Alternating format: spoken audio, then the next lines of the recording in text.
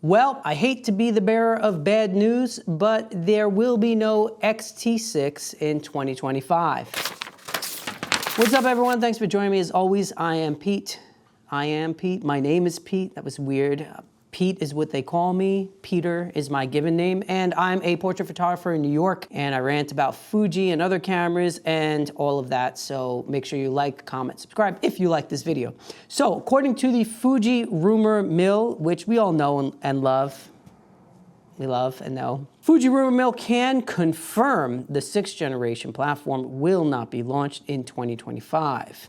So now you can rule out late 2025 as a possibility. And if you've been watching me talk about Fuji cameras for the last couple of months, you know that I was cautiously optimistic that 2025 would have been the year. Now, I did a podcast recently with Mark from Fuji Love Magazine podcast, so check that out. Mark's a cool dude. And Mark also said to me on the podcast, he's like, yeah, it's not happening in 2025. He seemed pretty confident about it too. Shout out to you, Mark, if you're watching. No soup for you. Sorry, guys. So if you want an X-T6, an XPro-4, or an X-H3, 3S, whatever, you're not getting it this Christmas time. So you're gonna have to wait. It's not all bad, okay? It's not all bad. So the bright side is that there's a bright side. Well, if you want an XE5, you can possibly get one of those, but they're not easy to get right now either. So hopefully you'll be able to get that for Christmas. But the bright side is, I'll tell you what the bright side is. If it does come out in early 2026, you can take your Christmas money or your Hanukkah money or your Saturnalia money, whatever you celebrate that grandma gave you, and you can use that towards whatever new camera comes out. Now, I don't know if they're gonna come out early 2026. I would hope so, that if it doesn't come out in late 2025, which it's not apparently going to, then early 2026 would be the time for us to expect these new cameras. But who knows? I don't know. I have no idea. Fuji doesn't even like my videos, I think. Maybe they do. They probably don't. I don't know. Maybe some of them they do, but they definitely don't like when I call all of us Fuji flakes. Probably. Maybe. I think that for me, the XPro-4 or whatever it's going to be, the iteration of the XPro series, that's the one that really excites me the most, that I really, if they did come out with it in late 25 or even early 2026, it's almost like 100% I'm gonna buy it. I would definitely have preferred 2025 so I could use it as like a gear tax write-off kind of vibe, but that's not gonna happen, as we've already mentioned many times. No soup for any of us. In that case, that's the camera that I want. Why? Because I do a lot of concert photography, but in smaller venues. So I'm doing a lot of small venues, jazz clubs, and you really need, you don't have zero space. Like you go in some of these clubs in New York and it's like, you're basically in a large closet. So space is premium. You don't want anything large. You want small and light and easy to move around with. And not only that, but you want quiet and unassuming and like stuff that's not going to be a distraction to the musicians, because the last thing you want to do is click a clanky shutter while the bass player is taking a solo, because the whole room will hear it. And believe me, as a bass player who's taken bass solos, I know from firsthand experience, like you hear the clank of a fork and you're like, wait, what happened? And then people are like, is he done? Should we clap? We don't know.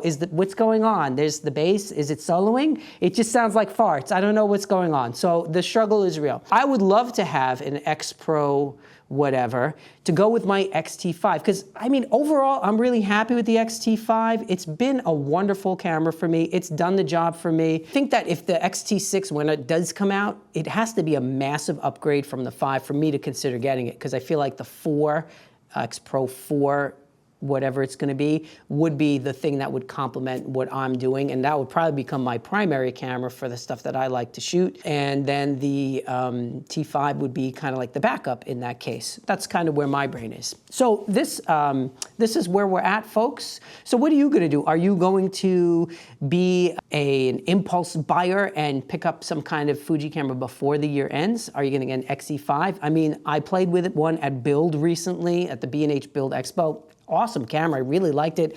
I didn't review it. I haven't asked for one for review yet because I'm pretty sure I could probably get one to borrow for like a week to review, but I just haven't had the time.